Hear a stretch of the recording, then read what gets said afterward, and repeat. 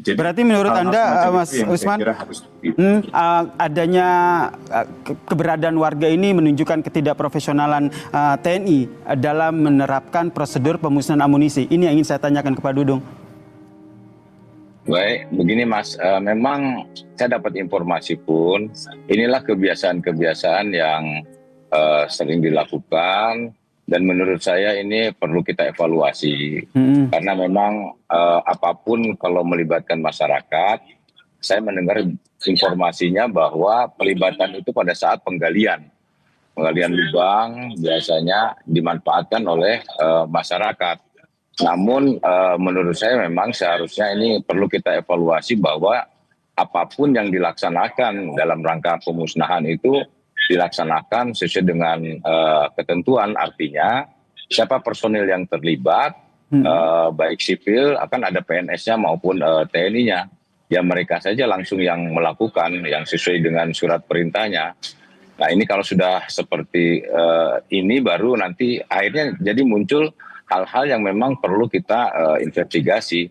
Memang betul masyarakat di sekitarnya, saya mendapat informasi kalau sudah terjadi ledakan yang amunisi, itu serpihan-serpihan itu mereka saling rebutan, tetapi itu di luar konteks di dalam prosedur kalau menurut saya. Sehingga menurut saya TNI harus mengevaluasi bahwa ke depannya yang terlibat di dalam proses pemusnahan itu harus sesuai dengan surat perintah yang melaksanakan. Masyarakat tidak boleh lagi untuk dilibatkan, demikian. Jika sesuai dengan prosedur memang masyarakat tidak dilibatkan atau tidak berada di lokasi. Lantas mengapa pada saat pemusnahan ini ada masyarakat yang berada di lokasi? Prosedurnya akan seperti apa sebenarnya dalam pelaksanaan ini? Ini yang ingin saya bahas lagi bersama dengan Pak Dudung dan juga Mas Usman Hamid. Tapi usai jeda berikut ini tetaplah bersama kami di Kompas Petang. Untuk mengumpulkan puing-puing pasca pemusnahan amunisi ini. Apakah selama ini juga sepengetahuan Anda memang keterlibatan warga ataupun keberadaan warga ini kerap terjadi? Ya memang saya mendengar dan saya sering juga di daerah latihan itu warga itu pasti memanfaatkan kalau kita latihan nembak itu kan plongsong-plongsong itu kan kuningan itu kan bisa dijual oleh mereka itu. Dan ini memang ke depan harus kita tertibkan.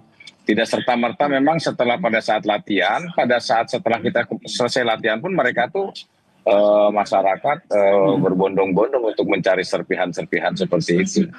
Nah memang ke depan harus kita evaluasi bahwa prosedur di dalam pemusnahan itu jangan sampai melibatkan masyarakat lah. Walaupun masyarakat itu dalam proses penggalian itu diberi upah dan sebagainya, tetapi ini untuk mengantisipasi jangan sampai terjadi hal-hal yang terjadi seperti kemarin. Nah, ini diberikan upah seperti apa izin Pak Dudung? Ya pasti kan mereka menggali itu kan pasti adalah dikasih untuk upah masyarakat karena menggali sumur dan sebagainya itu. Berarti memang keterlibatan dari warga sipil ini juga memang sejak dari awal ya, termasuk membuat lubang, kemudian mereka juga ikut mencari puing-puing pasca pemusnahan amunisi. Ya bisa jadi seperti itu karena memang keterbatasan personil, kemudian kita penggalian itu kan memerlukan cangkul dan sebagainya, biasanya selama ini menggunakan masyarakat. Tetapi pada saat proses pemusnahan itu masyarakat jauh dari mana-mana dan sebelumnya juga pada saat akan pemusnahan itu jauh-jauh hari sebelumnya itu kan mereka tuh kurang lebih sekitar 2 minggu ada di sana itu. Nah kemudian ada himbauan biasanya pada saat kita latihan apalagi ini pemusnahan. Nah saya juga belum monitor kok sampai terjadi ada pelibatan masyarakat yang cukup banyak, dari 13 ada 9 masyarakat yang dilibatkan.